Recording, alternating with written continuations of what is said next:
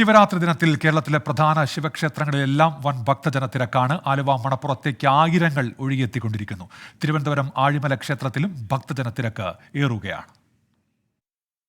ആലുവ മണപ്പുറത്ത് തിരുവിതാംകൂർ ദേവസ്വം ബോർഡ് ലേലം ചെയ്തു നൽകിയ 116 ബലിത്തറകളിലായാണ് ബലിതർപ്പണം. രാവിലെ ലക്ഷാർച്ചനയോടെയാണ് ചടങ്ങുകൾ തുടങ്ങിയത്.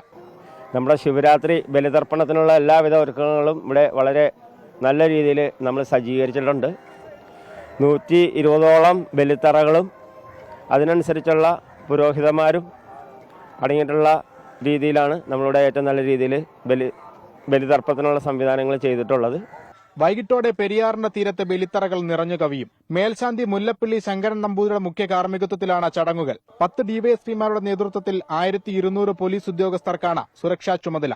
ആഴിമല ശിവക്ഷേത്രം, ശ്രീകണ്ഠേശ്വരം തുടങ്ങി തെക്കൻ കേരളത്തിലെ എല്ലാ ശിവക്ഷേത്രങ്ങളിലും വലിയ ഭക്തജന തിരക്കാണ് അനുഭവപ്പെടുന്നത്. 24 കൊച്ചി.